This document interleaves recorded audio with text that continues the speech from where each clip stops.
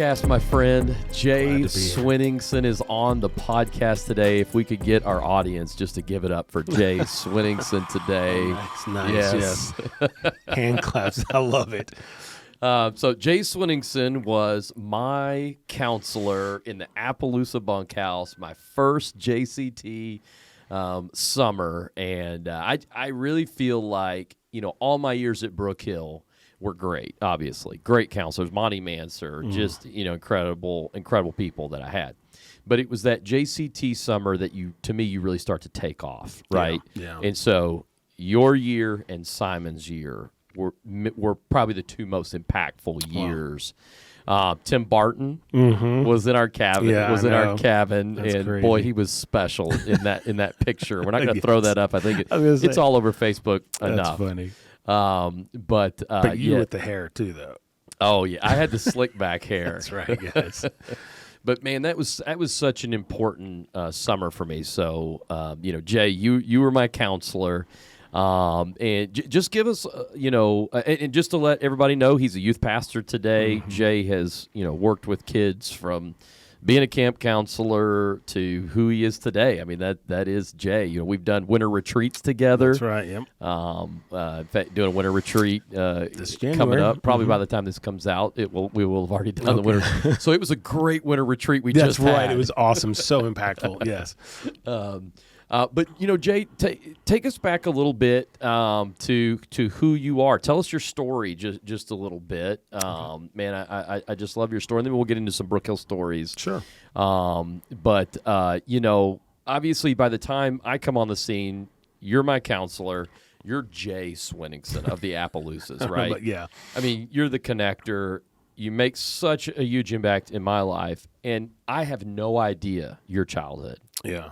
I have no idea, and that's what I want people to know today is what you're going through. Gosh, we said it on a podcast, I was watching a movie that said your greatest problem will create your greatest future. Something like that. I think I just butchered what they said, but you are amazing with kids, Jay. I mean that's just who you are, But going back to your childhood, where did it all start? Kind of tell us a little bit of your story. Yeah, I mean, I think probably the biggest part of it was I was born in Minnesota to a single mother. I never knew my father. Wow. And my mother was kind of, she was a little bit of a partier. I think she was just searching. Looking back on it, I know now. But back then, I was 4 or 5 years old. And it was just me and my sister. And so I would have to play the dad at 4 or 5 years old and cook for us sometimes because she'd go out and party till 3 or 4 o'clock in the morning, just leave us there. And our babysitter, a lot of times, if family wouldn't take us or friends wouldn't take us, it was open up our door and down the hall there's a friend that would watch it. Would be in their thing in their apartment, and if we needed them, we could go get them. But otherwise, we're just there by ourselves. And so it was just mainly, I just never had any kind of parenting or any kind of anybody really in my life. And then whenever I was about 5.5, she came to me one day and she said, I cannot handle having you and your sister anymore. I need to send one of you away. Who do you think I should send? And so I remember thinking I'm older than my sister. She won't be able to understand. I will. She threatened this kind of stuff before. And so I said, well, I'll go. And then the next day, social services came and picked me up and I went into the foster system for 1.5 years. Wow. Yeah. And I was there was so much anger and feelings of worthlessness and all of that at that beginning, pivotal age. And so it was just kind of I bounced around in foster system for 1.5 years. And then my birth grandmother's sister said, hey, I'm flying to Texas to go see your half brother and my son who had adopted him. Would you like to go on this trip? And I remember just thinking I'm going to get on an airplane and I'm going to go to Texas where it's just nothing but oil derricks, cowboys, and longhorn cattle. I was really disappointed when we landed and there were actually buildings there. Right. I was really disappointed by that. But anyway, and so I flew and then ended up, it was one of those deals where got there and they were not going to adopt. I was there for a visit. And then my mother tells me this, I didn't remember this, but my mother tells me that my birth mother said, hey, the Sweningsons are rich. They'll adopt you. So I told my parents, "Are you going to adopt me?" And they're like, "Yeah, no." They had already adopted my brother, and my dad was feeling like he was going to be too old, and so they were like, "No, we can't go through this again." And long story short, I got bounced around to another family, and that didn't work out. And then I remember the day this one family that didn't work out, they sent me back to my parents, who weren't my parents at the time. They sent me back to the Sweningsons. And the whole time my mom said they'd been praying about it and they just felt bad. And so that day when they got that call, they were like, "We're supposed to adopt him." Come on. And so they sat me down on the porch of their farmhouse. And I remember them saying, "Would you like to be a part of our family?" And so I remember even at that point in time, I didn't have real family. And so I remember thinking family is a place where people are wanted and loved. And so I was like, absolutely. And so they adopted me. And I would love to say that all the problems just weren't there and it all just magically got better, but obviously it didn't. So it didn't solve. You had that hurt, and that didn't solve all the problems. Oh, yeah. No, it didn't solve the problems. It just, for my life, it really just kind of started at that point in time. Kind of gave you stability. Yeah. I mean, really, I remember literally thinking, because my birth mother didn't want me. My relatives didn't want me.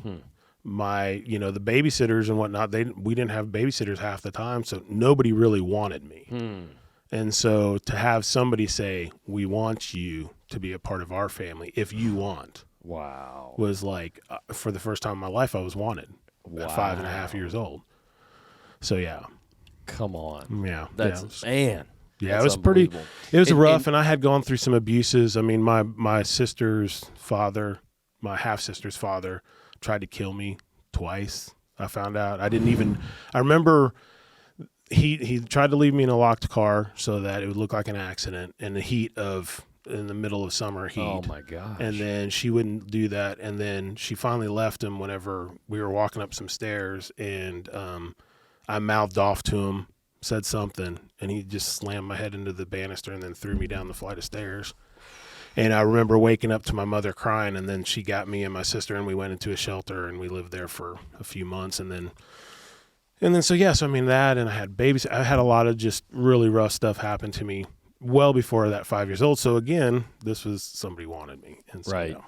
And they're amazing family, Houston, Texas, Clear Lake area. Yes, Nassau Bay. Yeah, and Emmett worked for NASA. Correct. Yeah, my father worked for NASA. He was in charge of all the displays and mission control. Okay. And then my mother was actually the city secretary of Nassau Bay for, I think pretty much since the inception of it till she retired. So yeah. Okay, that's incredible, and I love the stories that you tell from, all that growing up years. Oh, yeah. It was good. It was, it was back when you could just roam all over and do, get into trouble like kids and, innocent trouble back then. So, but it was good. I love that. And so, man, I remember you telling a little bit of a story, just to kind of give context to how amazing this family is, Emmett and Nancy. I mean, you go from where you were to Emmett and Nancy, who really shaped probably the man you are today, undoubtedly, absolutely, right? Yeah. And so this family comes along, and I always say, whenever people fail us, God always sends the substitute. Obviously, you could go totally spiritual to Jesus, right? Was the ultimate substitute, right?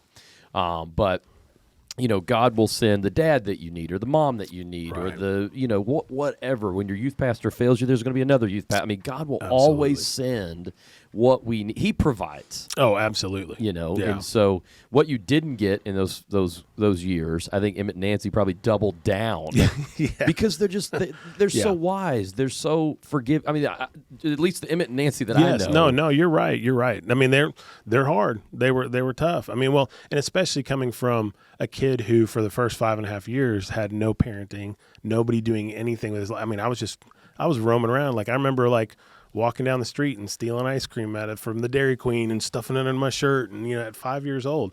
And so then I get to a structured Christian family, and even then it's really funny because I cussed like a sailor and I had a mouth even as a little kid because I didn't have anybody telling me differently.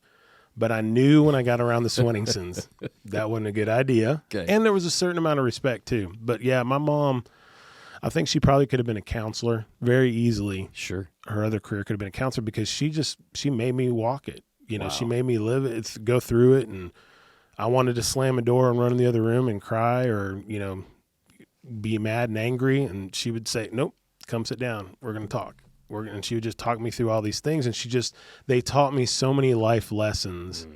And like I said, double down. And it is kind of funny to me.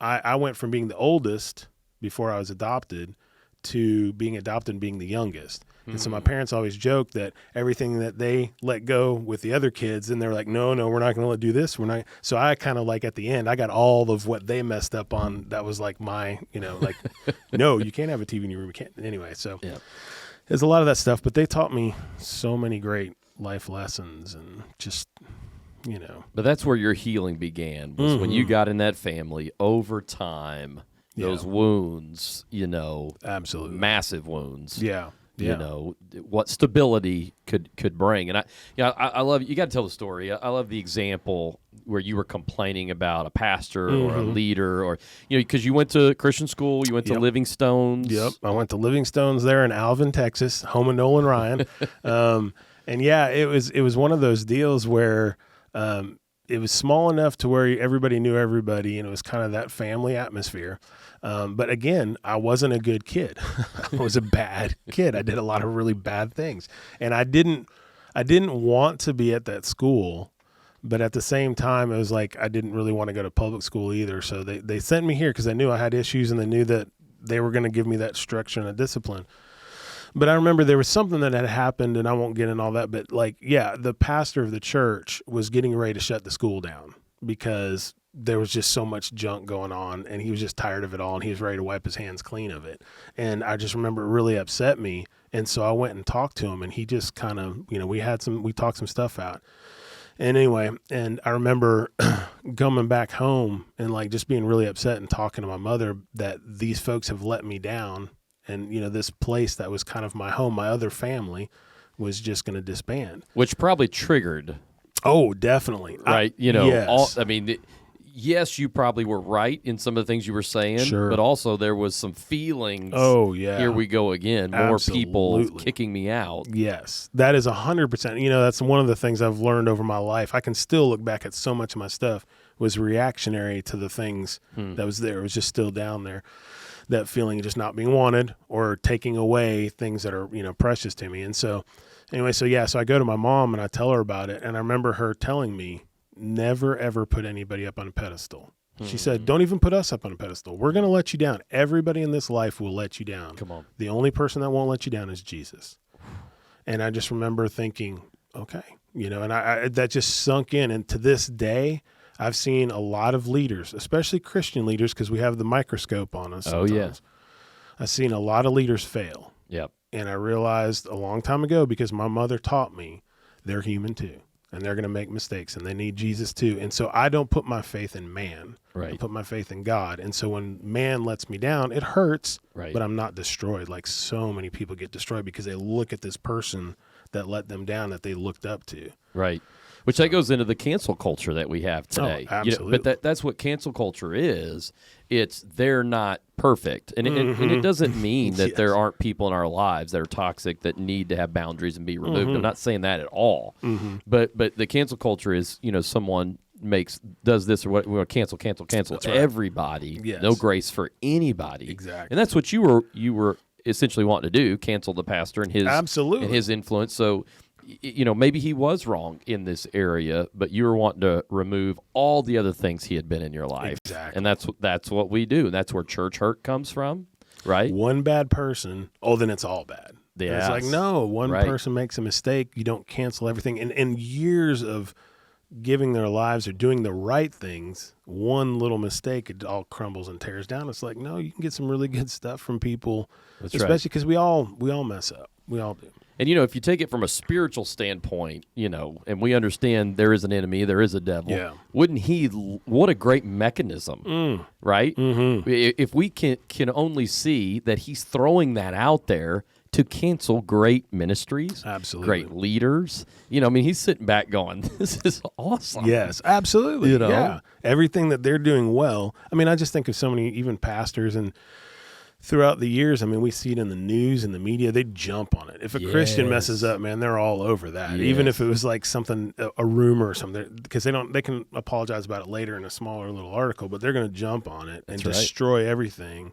And it's like, man, that person made years of just great ministry, and then they just slipped up. They got weak. They got dumb. They put themselves in a bad position, Said something they should have. Yes, they hurt. What you see it with social media today, Twitter, Facebook, whatever. Just these rants and these big, long deals. It's always always so fun. But I love that story. And so, from there, you get up here to. Did you go to camp as a camper? That's the great story. So yeah, especially coming back to Brookhill. So whenever I was going to Livingstone's, I don't remember exactly what year it was. It must have been like junior high, because she came a lot.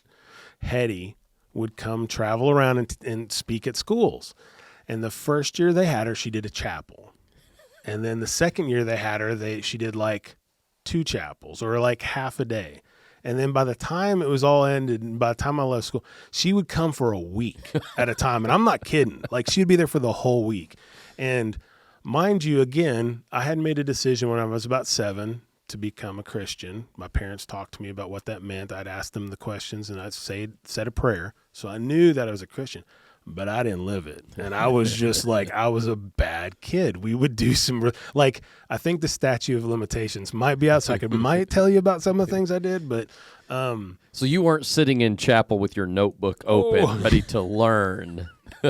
No, so, I'm usually in the back or near the end of the back, because they always looked for the back row kids. Oh, she was looking for middle. You. Oh, and you knew. I knew not to sit on the back row. I knew to sit on the middle, and so we'd sit there and just talk and all that. And so yeah, she came, and the first time. And Hetty, if anybody knows Hetty, she has that ability to spot. I mean, you could have a room of 10,000 kids, and she's going to spot the ones that have the issues, and she's going to just beeline for them. And that was me. Me and my best friend, Matt, were the 2 worst kids in the entire school. I believe that. I mean, we literally had, his mother taught English, and she told us later, we had literally one substitute that said that she would substitute any class as long as Matt and I weren't in it. That's how bad we were.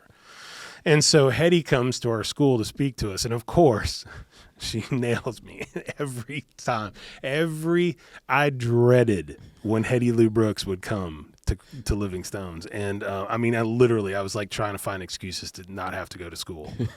And she was always good. It was always good what she was speaking, but I didn't want to hear it. My heart was hardened. Right. I was a messed up kid with a lot of anger and rebellion. Oh, the rebellion in me, it was crazy. But anyway, and so she would come to our school, and when she talked, I would be over here messing around. You come here. And so she would make me stand next to her, and she'd sit there and put her arm around me we had hundreds of kids, and I'm standing up at the front of school, and I'm just like, I'm just dying. And they're all, my friend Matt's laughing at me because I got busted, and it's just, I hated. I genuinely disliked, I would say, on the verge of hating Hetty Lou Brooks. Yeah, sure. And so one 9th grade, my best friend Matt, the guy who got in trouble with all the time, he says, "Hey man, I go to this camp during the summer. You should come with me. I'm going to go to the 2-week session, and you should come go to this camp with me." Well, I had been to another camp in Texas for like a weekend camp type thing, but I'd never stayed for any long period of time. I was like, "Oh man, that sounds like fun. Where is it?" And he was like, "Oh, it's up in Arkansas." And I was like, "Oh, that's cool. We get to get on a plane and travel, or somebody drop us off." Yeah. So I was like, "Okay, well, what's the name of this place so I can tell my mom?" And he goes, "Oh, it's Brookhill." And I was like, "Oh, okay. Wait, Brookhill as in Hetty Lou Brooks?" And he was like, "Yeah." Heck no, I'm not going to that. Are you crazy? Like, to actually purposefully go there? No way. And he's like, "But they've got jet skis." And I was like, "Oh man, jet skis." Back then it was the stand up, the old school. I was like, "Oh, that's pretty cool." But no, it's Hetty. I am no way I'm going to that school. And then he flat out lied. "Oh man, she's hardly ever there. You'll never see her." I'm like, "Are you serious?" Yeah, it's great. He lied. She was there the whole time. And as soon as I got there, I swear to the good Lord, she was like, "Oh, Jay." She knew me. And so it was back row Jay. I was just like, "I hate you, Matt. You're mad." Anyway, but then of course I got here, And it was the greatest 2 weeks of my entire life. Come on. And it absolutely changed everything. It made me who I am.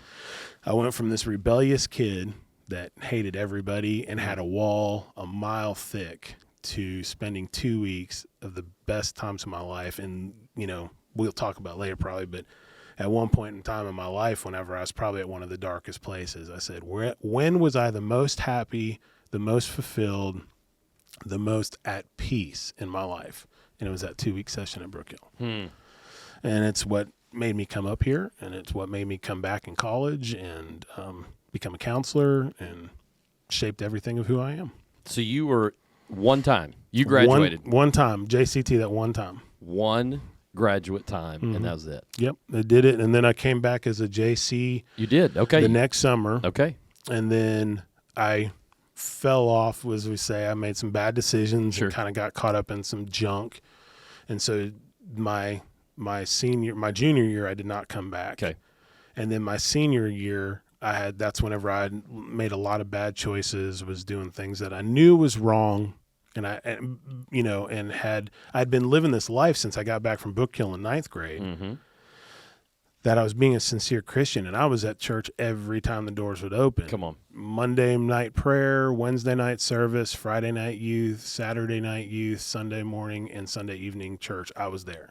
And then I got weak. Sure. I opened a little door in my life, and I made some bad decisions, and it just kind of downhilled from there.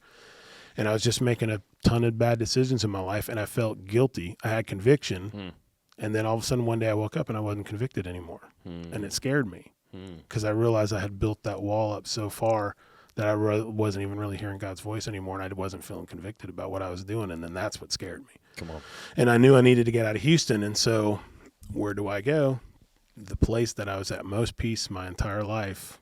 And I knew that whatever I could do to get up here and be in the atmosphere of Brookhill, that's where I wanted to be. And so they had told us about Applied Life, and then that's whenever I decided I was going to come up here and go to college. Yeah, it was a 2-year Bible college at the time. 2-year Bible college at the time, and then later did the 4-year. I graduated from it the second time for my 4-year, but yeah, I came up here because of that. And really, I'd like to say, like I said, I wasn't in a good place, but they didn't know that. Right. I was just, because I was a great hypocrite. Oh Right. man, I was so good. I could put up the show. You could play the game. I could play the game. Yeah. And so, but I came up because I knew I needed to get away from Houston and everything there. And I wanted to get back to center. I wanted to get back with Christ. And I knew that if I could get near Brookhill and the people there, I could do that. And so that's why I came up. So you worked, how many years were you the Appaloosa senior counselor? Oh man, from 92 to 96. Okay. Yeah.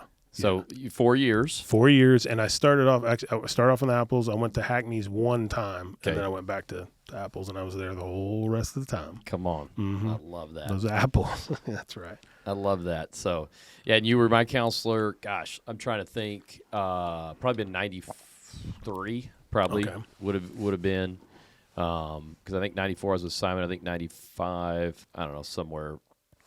In 96 I was a JC. 95 I was a graduate. I think that's the way it went. So 94 I would have been in your cabin. My cousin and I with Tim Barton. Yes. And so you loved working on staff. So working on staff really changed your life. Like that's where you got grounded, and I love all your old stories that you've got. For me, it was one of those things where, again, in that 2 week period, I got challenged of what it was to be a Christian, first of all. Right. I remember Mark Bird. Yep. And Monty Manser and Quentin Miner and Brian Cato and some of those guys, because Brian was just a camp counselor at that time. And Teresa Ferguson and some of those folks. And I remember going to guys' night, and Mark Bird saying, hey, the world tells us here's what it is to be a man. And they asked us, what do you think it takes to be a man, and all this other stuff. And so they're throwing out all these, all the kids are throwing out, this is strong, smart, blah, blah, blah, good looking, whatever. And then I remember Mark saying, man, if you live life like Jesus, that's the strongest life you could ever live. And it's the hardest thing you'll ever do. And I challenge you to go back and do that. And I remember thinking, like, I'm just rebellious enough. Like, I'll show you. Okay, fine. I'll do it. And I did. But anyway, so I came up that 1 year for camp. Then I was a JC. Then in 92, I came back and was a senior counselor at Apples. And then, I just basically the whole reason why I wanted to come, and I think that it's really important for just who I am, is I wanted to do for others what had been done for me, because it absolutely revolutionized my life. It gave me a new perspective on what it was to be a Christian, that you can have fun and be a Christian. You can do the right things and not have the guilt and the shame and be a Christian. And it's so much more freeing and peaceful. So, yeah. So what was it like? Give us a little Brookhill history. What was it like, those years working with, because, the guys you worked with were my heroes, the Monties and the Brian. Brian and I play tennis together now in Little Rock. Do you really? Oh, that's awesome. So I enjoy. Of course, we had Teresa on not too long ago, but those, Quentin and James and, of course, even Russ Jackson. Oh, who, yeah. Russ. With Rush. And so, anyway, those were my guys. But what was it like working on staff? What were some of the fun things, you guys? It was crazy. Back in those days, I heard, I was listening to the podcast with Elizabeth when she was talking about the summer of the pranks. Okay. Yeah. We were around for that. And it was, it was so, Steven, one of the ones that reminded me that I was thinking about, well, beyond the fact that pretty much every JCT training that Hetty would be up above the pavilion doing JCT training, it was like the thing to go to the JCs that were ours and be like, oh, hey, man, I forgot something upstairs. Would you go grab that right about the time? So they'd walk in and Hetty's talking and she'd just turn around and look at them and they're just like shirking back down. Y'all were sending them in. It was terrible. Yeah, on purpose. It was awful. It was so bad. That's great. So we stuff like that. And then I remember Steven Sexton. Yep. He was just starting out, and he was, man, I love Steven. I love him. He is my brother. But back then, he was just rambunctious, and he was Steven, full of energy, couldn't sit still, wanted to be up in the middle of everything, wanted to be like, he was great, but he just wanted to be up there. His first summer, he probably thought he should have been camp director. Oh, yeah, absolutely. Oh, yeah, like, let me tell you how to do this, and you're like, what in the world? I've never been here. Oh, yeah. But I know what needs to be done. Absolutely.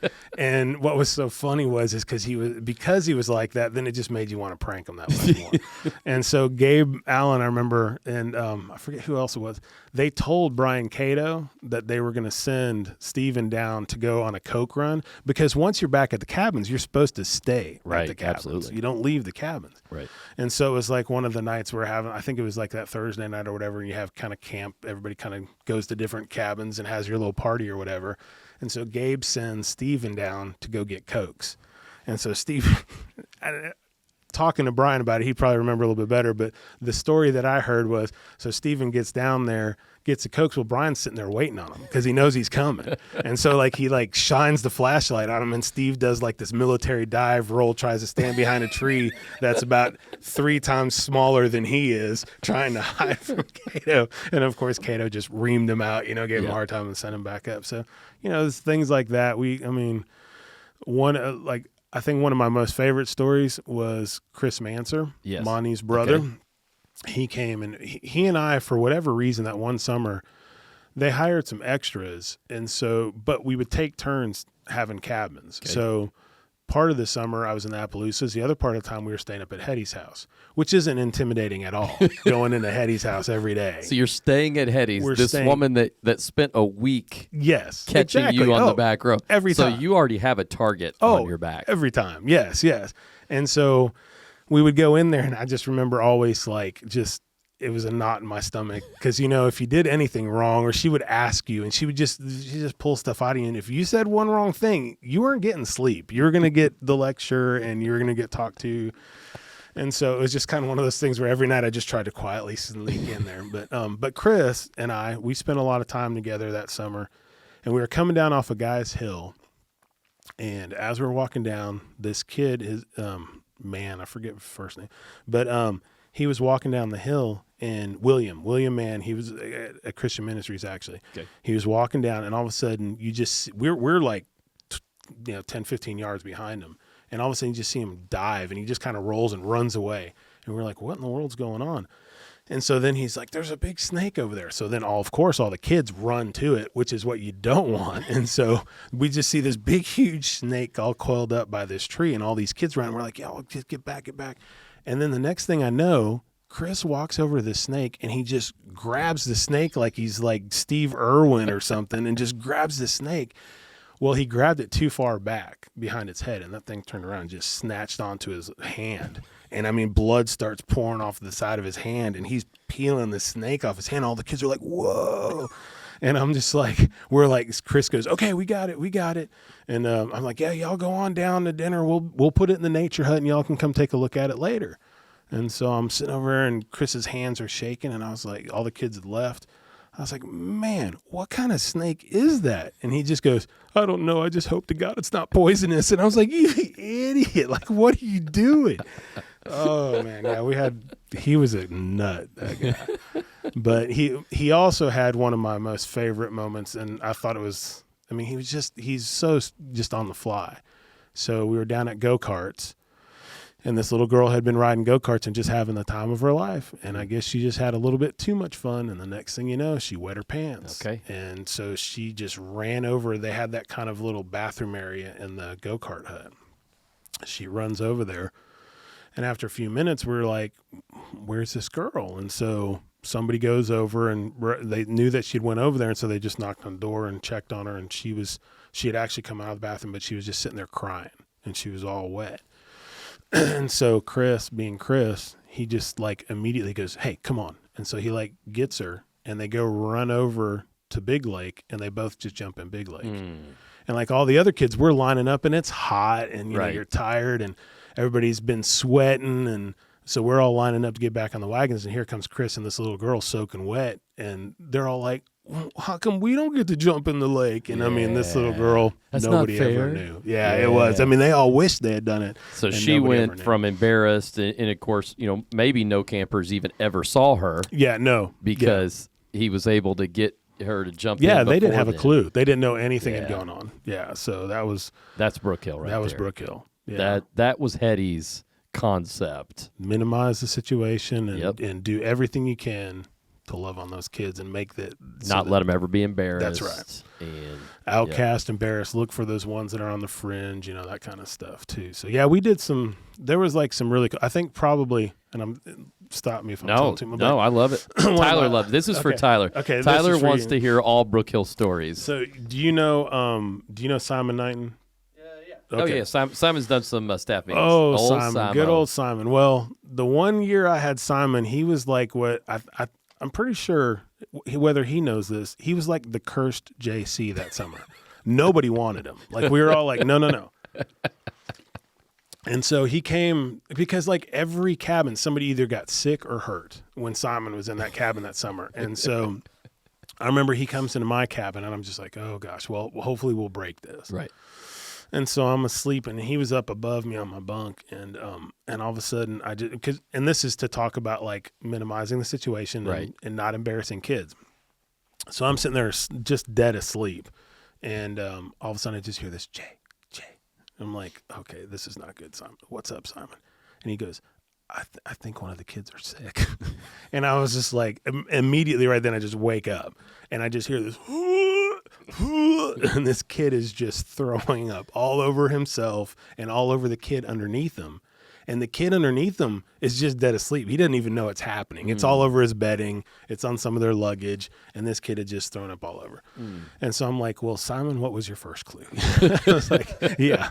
And so anyway, so we get him up and like get him outside and let him throw up some more. And then finally he's like, I think I feel better. And I was like, okay, well, just lay down on my bunk. Lord, please let him not really be sick anymore. Lay down on my bunk. And then we cleaned it up.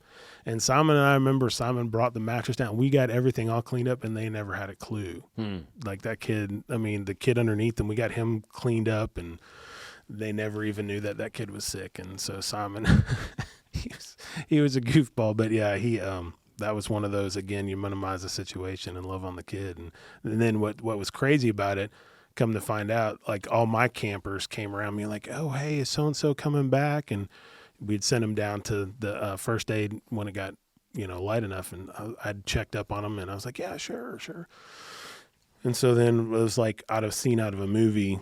Right when I said that, the crowd parts, and I just hear, and the kid had thrown up and was down there at the pavilion. He threw up all over the floor and Awesome. everything. Appendicitis. Yeah, he had appendicitis. Whoa. Yeah. So he ended up going to the hospital and had to leave. But it was interesting.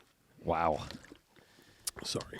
No, I love that, man. I love hearing all those old stories. You know, you guys had things like Sadie Hawkins, and Teresa was telling me about show night. Did you have show night, or was that already? Was that? It was pre-carnival night. No, I know we did a talent show. Is that what you're talking about, the talent show? Yeah, I think that was show night. Okay. You didn't have carnival. At some point, it changed. Now, I don't think by then. See, I had carnival. I got there in '89. Yeah, and so I had carnival. But see, you know, she was there in the '70s. She was there in the late '70s. Yeah. I don't think when I was there as a camper, I remember like having a talent show. When I was a counselor, that's 2 week. But you went to the 2 week, right? And so 2 week had some of those things. Yeah, no, that's different. No, they did show night on Friday nights. That was how they ended camp. Oh gosh, instead of carnival. Wow. Yeah, where the cabins would get up and put on a show. Yeah, every cabin. That's so heady. That's such a heady thing. Exactly right. I mean, the drama. That's exactly right. Gosh, that's such a heady thing to do. Yeah. So no, okay. So but you had Sadie Hawkins, tug of war. Yeah. Oh yeah. It was Sadie Hawkins, tug of war, Mary and Sam, Brian Cato. Well, before Brian was John Thomas. Yeah. And then when Cato became camp director, he was Mary and Sam, and that was another one of those prank things we used to always do, trying to put some cayenne pepper in his water or vinegar or pickle juice or whatever. Yeah. So he never knew when he was coming down his jug of moonshine or whatever it was. Yeah. He would take a big old swig of it. And I remember the first time, I think it was Russ and those guys, because they were really, I think one of them had spiked it with something pretty nasty. And I remember Cato wasn't expecting it. And man, he took a big old swig of that. And he'd spit it out. He would spit it out into the crowd normally, but then he really spit it out that time. And then after that, it was almost for like that whole summer. Every time he would get up, he'd kind of give that look around, like, and he'd try to hide the jug around so nobody would find it. And it was. So as a camper, I never knew why that was happening. But no, I as a camper, we would recognize that kind of stuff. Yeah. And he would spit it out, and we just thought it was a part of the gig. You know, it was a part of the bit. Yeah. So, it was pretty little funny. to know you guys were messing with. Oh yeah. It was pretty funny. Yeah. They got him pretty good with that a few times. Like I said, I remember the first time, though, was pretty classic because he was not expecting it. Yep. And he said that the taste was sticking around in his mouth and he was trying not to gag the whole time he was doing it. That's incredible, man. I love all those moments. You know, I just know, Jay, for me, that's, you know, just like you talk about that 2 week session that you went to, and I don't know who was your counselor. What cabin were you in that 2 weeks? Monty Manser. You had Monty. Yeah, I had Monty Manser, and so you were a Hackney. Yes, I was a Hackney. The one and only time I came to camp, I was a Hackney, and it was Monty Manser and this. I think his name is Brian, but his last name is Scully. That's what we always call him. So I think it was Brian Scully and Monty Manser were the camp counselors. Well, Monty was my 4th grade and 6th grade counselor, so I had Monty twice. Wow. You had Monty. Mm-hmm. And then, of course, you know, Tyler, you worked with Everett, right? You worked with Everett, and then eventually Emma. So, I mean, the Manser legacy here at Brookhill is just legendary. Yeah, because all of them worked here. Trish was here, and Ben and Chris and Monty. Yeah, his wife worked here. Mm-hmm. That's where they met. I think they both met here. Sarah, Yep, Sarah worked here. They were awesome, Yeah, so it's like Brookhill royalty. And that was what was kind of cool when you were asking about earlier about my time and some of those counselors that stick out. It was really kind of cool because in 9th grade, they were my counselors, and now I'm working with them. Yeah. Like we're coworkers together doing this thing, and like Clint and all those guys. Yep. I mean, it was pretty cool to be able to work with your mentors and your, the guys you looked up to. Well, that was the same for me in 2 ways. Number one, Simon was my graduate counselor. Okay. So that next, that summer after probably his first summer in the Broncos. Well, then flash forward, we're working on the Hill together. He stayed that long. Yeah. But him and Pirtle were lifers for sure. Him and Pirtle, yeah. And then Pirtle was my tennis guy. He was my tennis counselor. Then, you had you, and then you and I worked together coaching and teaching. So I ended up coming up to Applied Life, just like you did, the college. Mm-hmm. And then we got to coach together. I mean, that year. That was fun. That we had, we had the one time we decided, Tyler, to freeze out our basketball team was being knuckleheads in the van on the way home, and so it was the winter. I don't recommend this at all. No, it's probably Yeah, but so we decided we would bundle up, and we just lowered all the windows and turned on the air. AC. And I mean, yeah, you guys want to be knuckleheads? So we froze them out. And, this is Andrew Averett. Oh, yeah. Who sends his kids to camp now. Mm-hmm. This is Andrew Tryon, who sent his kids this last year. Mark McMillan, who's your in-law, yes. Who I'm related to through Mike. And, of course, Mark was in my cabin with Simon. Oh, really? Mark was wow. one of Oh, gosh. Yeah, so That's Mark funny. was, so I mean, just full circle, all these kinds of people who were on our basketball team. They were being knuckleheads, so we were like, oh, yeah? Oh, yeah. Oh, yeah? They were miserable.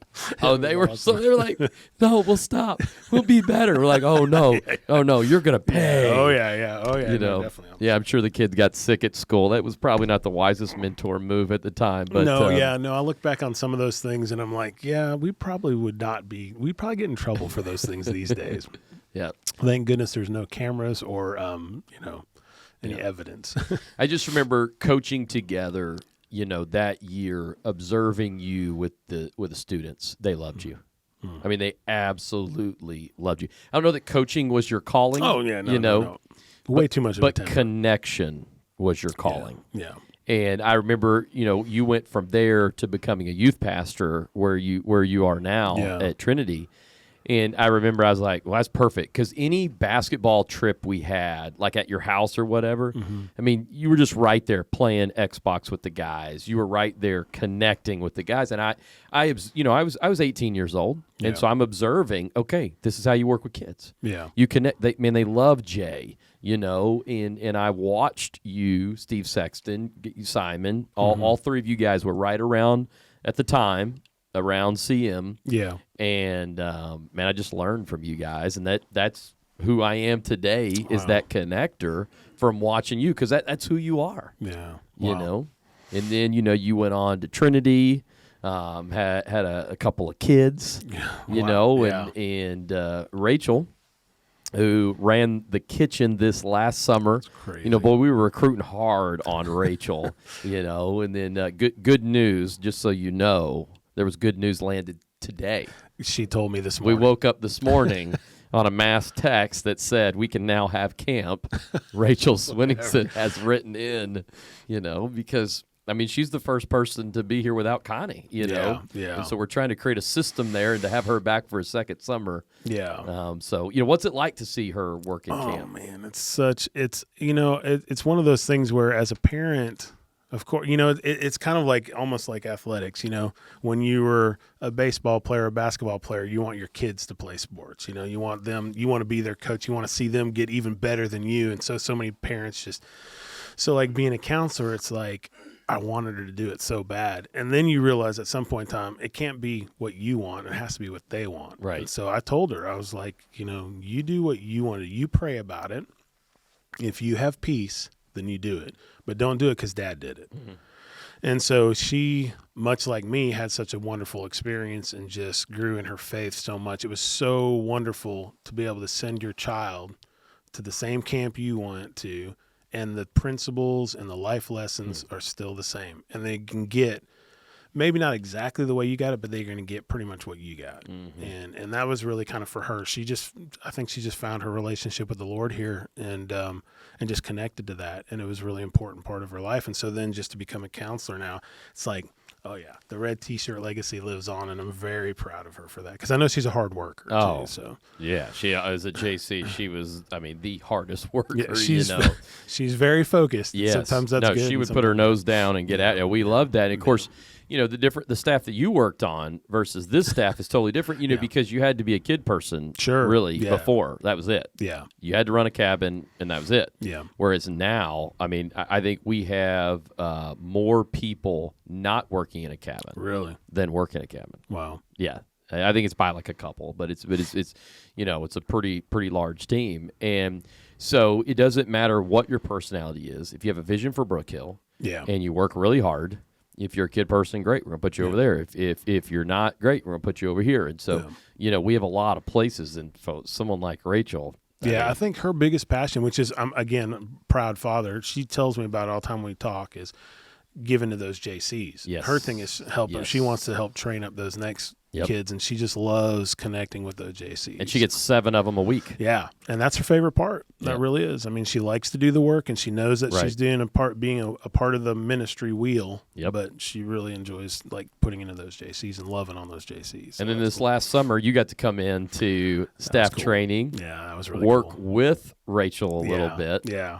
To feed the staff. I know that you enjoyed I loved every minute of it. I loved every minute. It was fun to watch them and just to see the new group of kids. And sadly, with my gray beard and everything, to see some of like the Spagners who I counseled with your parents, and now you're old enough to be, counselors. And it's kind of crazy, but it's awesome. I love it. Then we had you this last summer speak on Father's Day, because just the father's heart, I think, of Jay Sweningson, And, I'd love for you to share a little bit about your son, Tyler. Sure. God, just share a little bit about him, and then I'm going to share kind of, I always lose it when you post on Facebook. So that's why I don't open Facebook very much. It's because of Jay. But yeah, share a little bit about your son.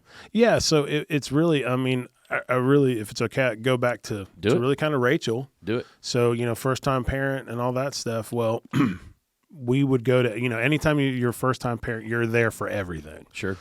And I went to every doctor's appointment, went to every little thing. And so one day she gets these little red spots on her body, and we freak out, first-time parent, oh my gosh. So we take her to the doctor, and we're just thinking it's the worst thing ever. And he's like, oh, it's a fever virus. It'll go away in like 24, 48 hours. Oh, I'm sorry. I should have turned that off. No, you're good. Where is that? Oh, there it is. Sorry. I figured it's kind of one of those deals where it's my birthday today, so I figured people are trying to get a hold of me. Oh, they are. I should have turned that off. Anyway. You're going to have so many Facebook notifications that you're going to have to look at. But anyway, so sorry about that. Yeah, it's Jay's birthday today. Happy birthday to Jay, just to let everybody know today that we're filming this is his birthday. Yeah, but anyway, so we go for the roseola. It's no big deal. They send us home. So then a week later, she gets these purple spots all over her body. And then I don't want to be that freaked out dad. So I'm like, Well, come to find out, I send her and her mom go to the doctor because she's got these little purple splotches and she's been kind of cranky. And so they go, and I'm having to get ready. I'm a youth pastor at this time. And so I'm having to get ready for a mission trip. And so I just sent them. It was the first appointment I never went on. And so the next thing I know, their mom is calling me up just crying and frantic and saying I need to go home and get some clothes for Rachel and meet her up at Children's Hospital, because the best case scenario, she's got this thing called ITP. Worst case scenario, she has leukemia.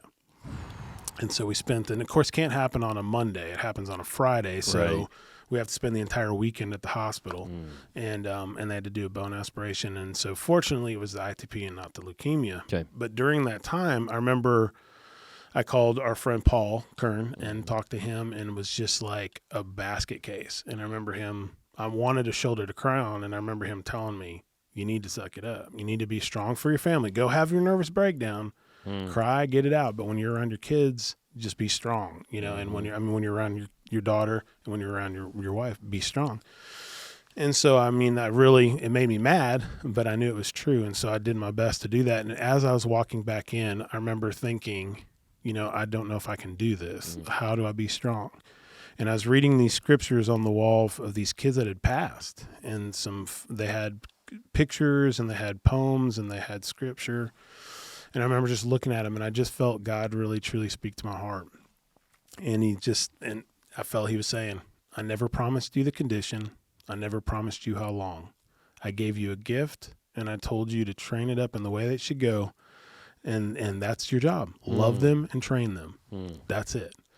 And so whether that's 8 years, 18 years, or 80 years, love and train. Wow. And so that was kind of what I went back in that room, and I prayed, and I was able to be strong. And I was like, I'm going to love this girl till the day she dies. And if it's in a couple of weeks or if it's in years, that's what I'll do. And so I bring that up because then fast forward another 2 years, Tyler comes along.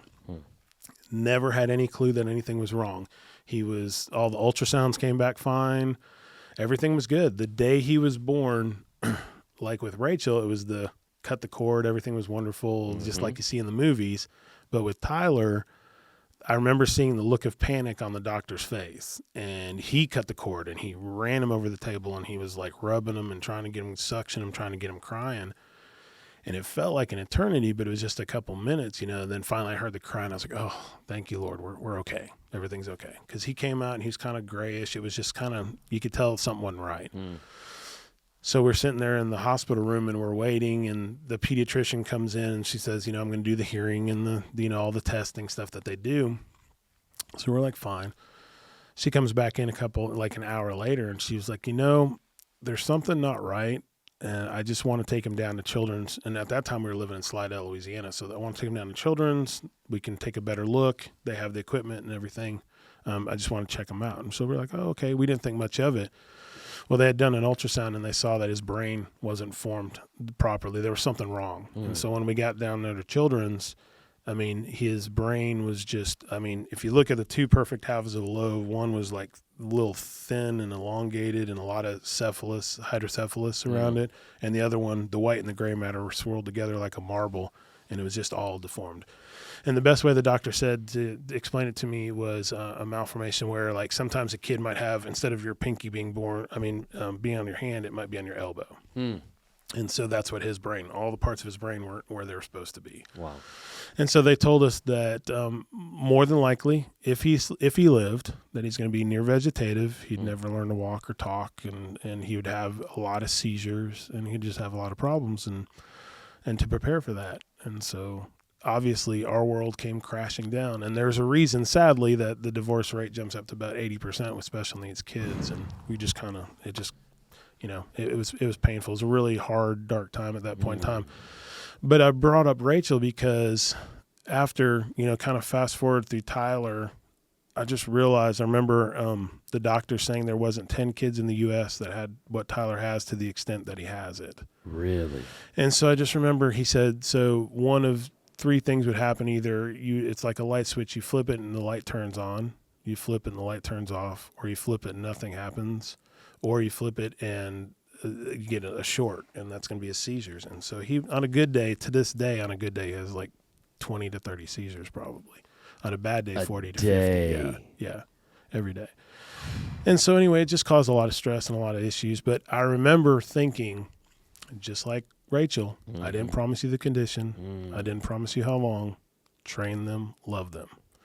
And so for me, it took a little while, but I remember coming back to that, and it gave me a peace. And the doctor said, we don't know what Tyler's going to do. And I said, I take comfort in that, believe it or not, because it's all in God's hands. Yeah.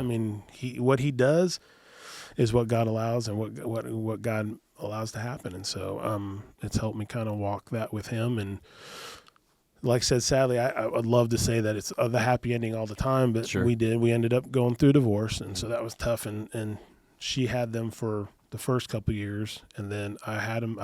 It was 11 and a half years that I was single parenting, and I had Tyler and Rachel both, and just living life with Tyler. And And you took care of Tyler. Oh yeah, all this time, and it was you just transitioned this last year where he's in his own home. Yeah, he's in a facility now. Yeah, because he was 120 pounds and needed nighttime oxygen. Just a lot of medical necessity stuff that, one of the things I learned here, good is the enemy of best. Right. And I was taking good care of him, but best care was for him to be 24/7 care, and he's doing great. And the therapy he's able to get. Absolutely. Yeah, he's doing great now. So it's really good. But there were so many life lessons that I learned here that I use every day. And it's funny you talk about youth ministry. I didn't want to do it. I knew what being a good youth minister was. I had one in Houston, Kevin Kenshin, and before he passed, he was my youth minister pretty much my entire growing up time. And it was just one of those. It's a 24/7 job, and it's sacrificing what you want for what's best for kids and their families. And so I did. The first time they called up and told me that they were interested, I was like, no. And then they called back again. One of the mom called me, and I was like, oh yeah, no. And then the third time the pastor called me, and I was like, okay. By this point in time, my mom and I'd had a discussion. I'd talked with Tim, and I was just like, okay, God, I can see what you're doing here. And so he calls me up and says, "Hey, I hear you might be willing to be a youth minister." And I was like, "Yeah, you heard wrong. I'm going to say no." And he goes, "So let's just do lunch." And I was like, "Okay, God." And then, yeah, that was 22 years ago. And I was there for 3 years, and then I left and came back in '09, and I've been here since. Come on. Yeah, and it's been awesome. Yeah, absolutely. Well, I've loved doing winter retreats with you. Yeah. So many of your campers that have gone on, even to be on all summer staff, from the Gabe Kerrs to the Katie and Anna Campuses, the Hampsons, Anna and Audrey. Of course, Anna just got married, and we were all at the wedding. But just a lot of neat kids I know, even just through that. Just through your youth group that have been here, that you've raised up. That's a lot of people, Ty, that he's raised up that have been, I didn't know that. Oh, yeah. Anna, but I didn't know Gabe Kerr.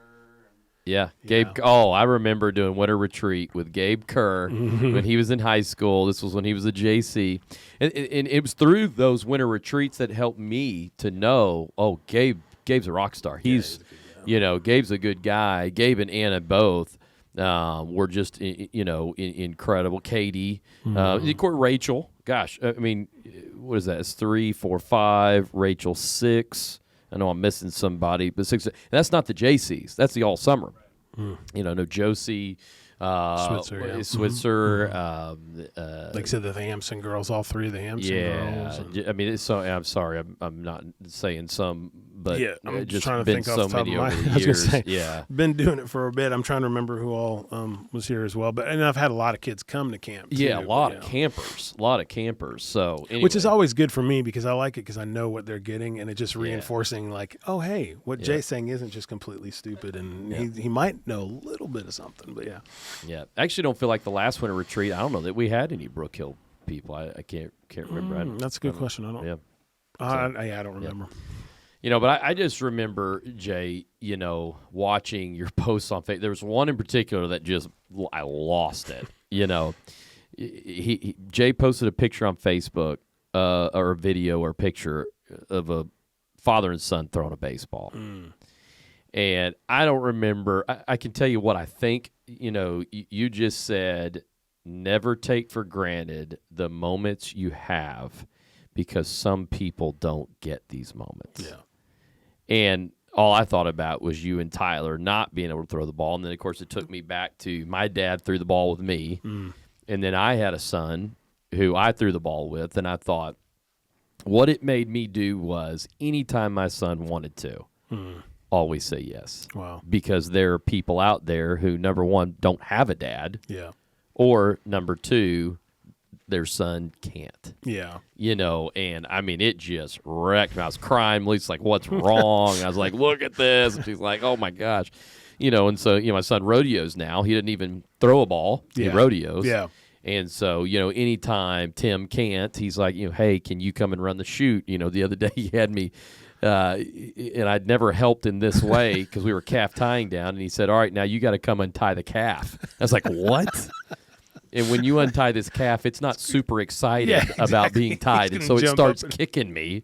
Oh no! Oh yeah. Oh, so awesome. so my son's laughing at me, But I anytime my son, I say yes because I go back to that's what a dad does. That's awesome. Just I think about you, and so a basket case thinking about it, But that's that father's heart, That's that, here's my camp counselor. Here's the dad he is. Okay. I got to be that good of a dad, Wow.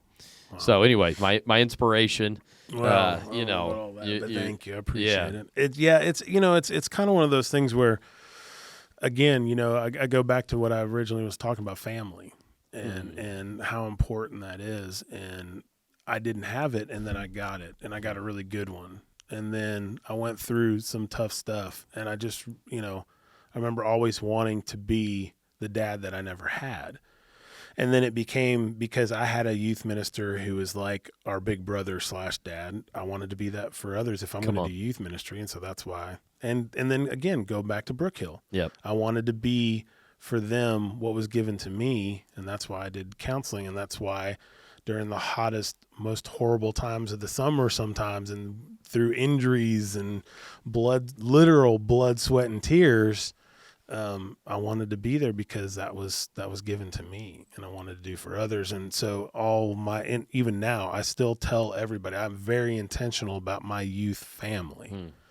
And I'm really blessed that my boss, when I came back the second time, my original title was youth director, and I hated that because it was like, I'm not out here just I'm not directing the youth. I'm not directing anything. And so, but when I came back, she said, hey, I want to change your title from youth director to minister to families with youth. Come on. And I love that. Yeah. And obviously I've kept that. And Yep.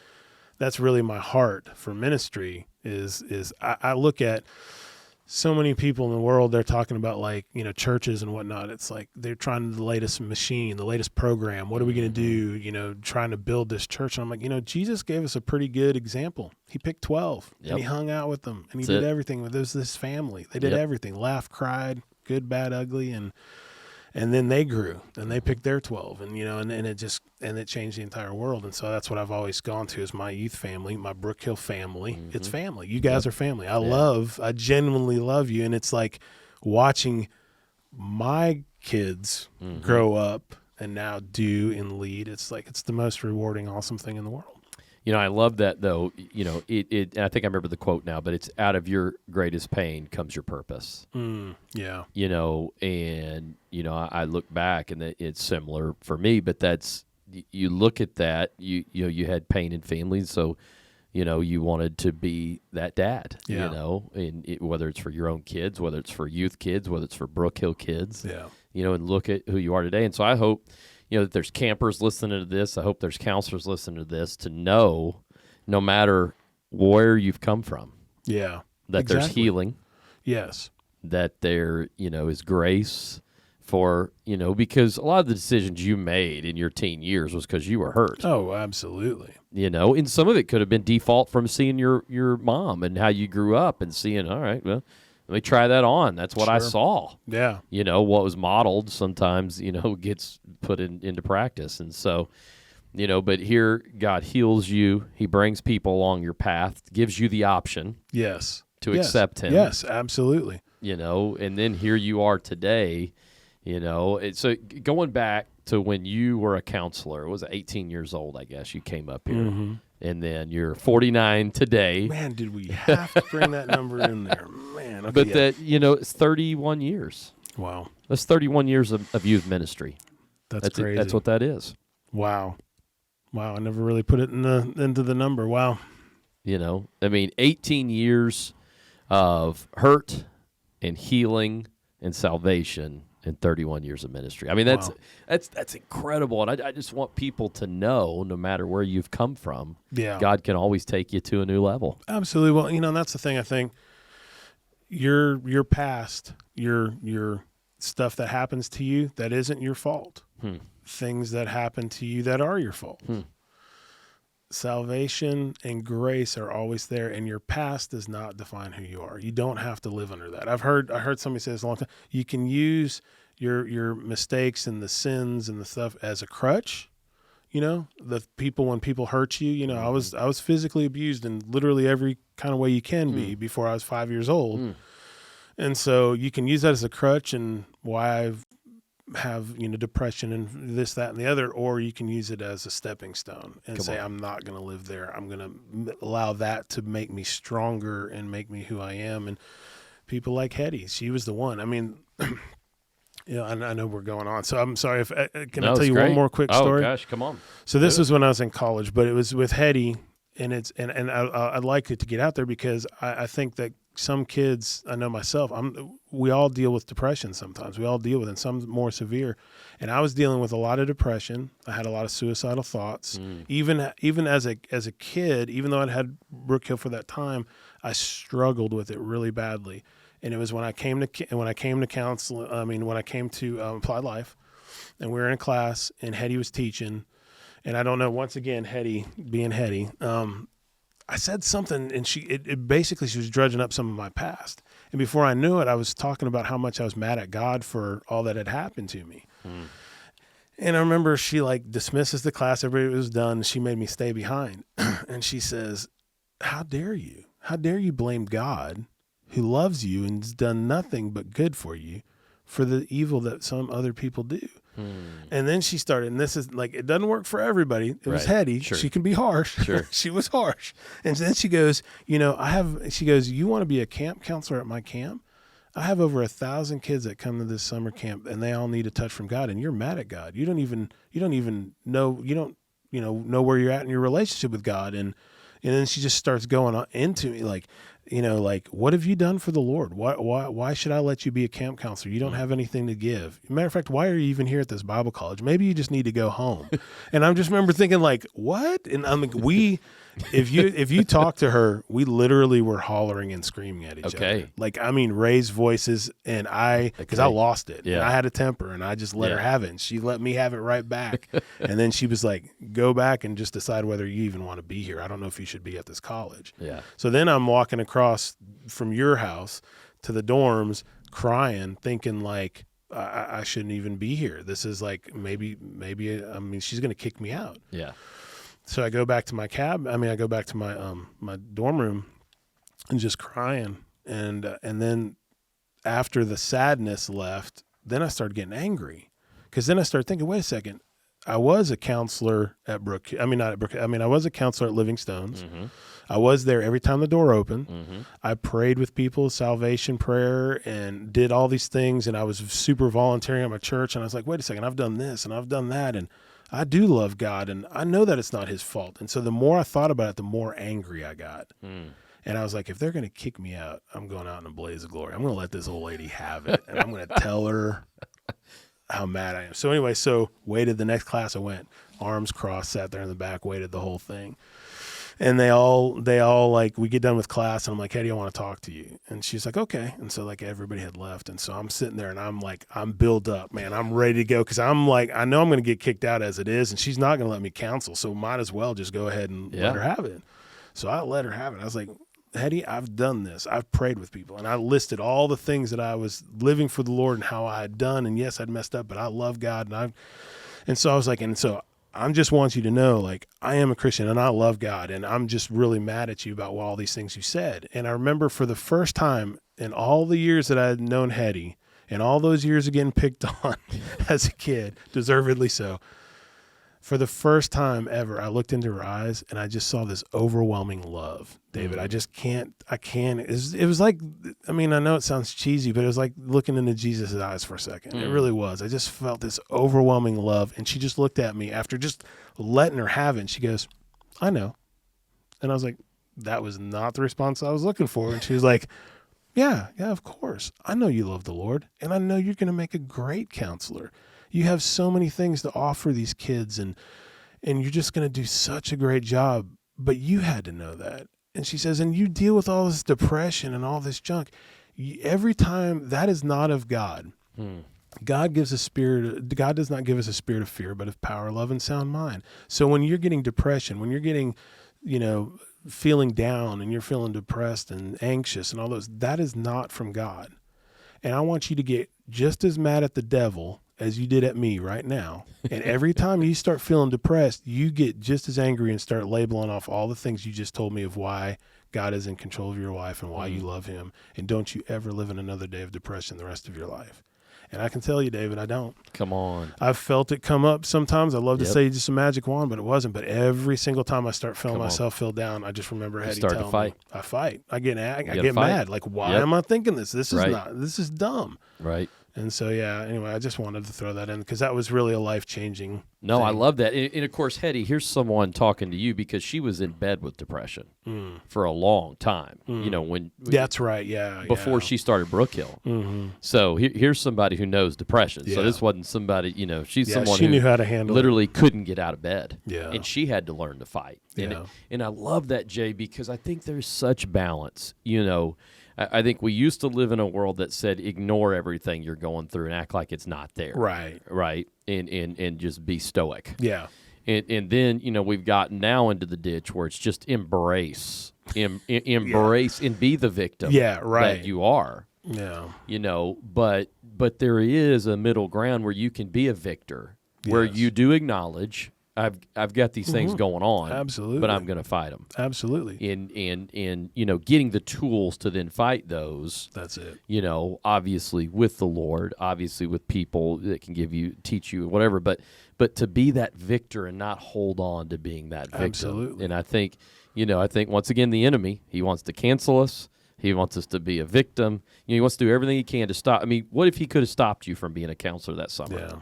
And then you look at 31 years later. I know, it's crazy. But you had to learn to fight. Absolutely, I did. And I think one of the things I learned from a pastor in Louisiana when we were living down there, this phrase, and I use this all the time too, is walking life together. And when you say the tools, yep, that was exactly it. I mean, she gave me those tools and she walked life with me, and now I get to walk life with so many other people and friends, and that's what it is. To me, that's what Christianity really is about. It's just walking life with each other. It is. No, and I love doing winter retreat. I think secretly I just love when we hang out and tell stories. Absolutely, yeah. And we play some games with the kids, little and they're like, here and there, you kids go play. Adults are going to talk, and we do. We tell stories and. But I do, this is our life, legacy, and leadership podcast. And I'd love for you to just share a little bit about what you've gotten from Brookhill. You were talking to me some of the leadership stories and little things that you felt like you learned here. Oh, yeah. I know you've mentioned some of them, but there was a story of picking up stuff or whatever. So if any of those you want to share here, this is open mic for Jay to share some of his stories that he got. So I don't know if y'all still do those the plaques with each summer with the little slogan underneath. Yep. And I can't remember which one it was. I don't know if it was actually, I don't think it was Popsicle Stick. But anyway, she told this story about how when she was coming up to do staff retreat, I think it was even just that day, that there was this popsicle stick laying on the ground, and one of the other JCs or somebody was walking by. And she was like, "Oh, hey, honey, there's a popsicle stick." Oh, it's not mine. I didn't do it. I didn't, she's like, "I don't need the store. Just pick up the popsicle stick. You don't have to I'm not blaming you. I'm not, And so it was like, that's one of the things that always stood out to me too. One of those life lessons of just pick up the popsicle stick. Don't need to make excuses. It's not anybody's fault. It just needs to be done. And so that was like one of the things I learned, just to work, get it done. Yep. I mean, there literally, David, there's probably not a day in my life that goes by that I don't use something that I learned here. I mean, truly. I mean, Hetty and Cato and Monty and all those, like I said, we talked about being a Christian's fun. It doesn't, you don't, it's so freeing. I mean, that's why I always think about it's like medicine. It's like, getting that medicine. You don't want to get the shot because it hurts, but once you get it, then you're healing. Right. And it's like the same thing with Christianity. It's like, it's not always easy, but man, it's always wonderful and it's freeing and fulfilling when you do. But I'm trying to think. What's the popsicle stick was a big one. I think minimizing the situation, that's huge. Oh my gosh, I can't tell you how many times I've used that in ministry of like this thing blowing up and you just being calm. That was another one. We don't really minimize today the drama that we blow up today. No, I mean, just ridiculous. Everything is magnified. Yes. And I'm just like, it's no big deal. Yeah. I mean, it can be a big deal, but let's not make it one. Exactly. Let's not take it to that next level. Just handle it right here and there. And that was one of the big ones. And, just, working through, just, kind of sucking it up, doing what needs to be done. I just learned. But look at what you can do. I mean, but that was Hetty and Don. That's why you learned that, because you don't create a Brookhill without sucking it up. Yeah. Oh, for sure. You start feeling sorry for yourself and just living right there. You don't create a Brookhill. No. And so if anybody hadn't heard her doing the Brookhill podcast of how it was created, the stories that she tells of what they had to do to get to what we are today, having almost 3,000 campers a summer and 400 counselors, and just to see where we're at today was because people paid the price. People like you. People like Hetty paid the price to have, what we have today. Yeah, so. It was, like I said, and it's just the everyday life lessons that you get here, but also ministry lessons. It's just so many different things that, like I said, all the time I think back on Don, a little quick funny story. Like, this isn't Brookhill necessarily, but it was because I was up here, but at Applied Life, I was going down to chapel one day, and I was in the suit, and I mean, not the suit, but the tie and the white shirt and pants. And I'm everybody had left, and I was like the last one. I was running behind for some reason, so I run downstairs and I get in my car, and I look, and it's a flat tire, and I'm just like, oh my gosh, and everybody's gone, so I can't hook a ride, and I don't want to be late because you're going to get all kinds of grief if you're late. And so immediately in my clothes, I pull out the spare and I put it on, and I put it on backwards, which is just like, how dumb is that? Oh man! But I put it on backwards, and so I get in the car. And the way it looked, and so I get in the car and I go to drive, and it just doesn't go anywhere because I know later I learned that it was pushing up against the brake deal, so it wouldn't the disc brake, so it wouldn't go. It was just locked in.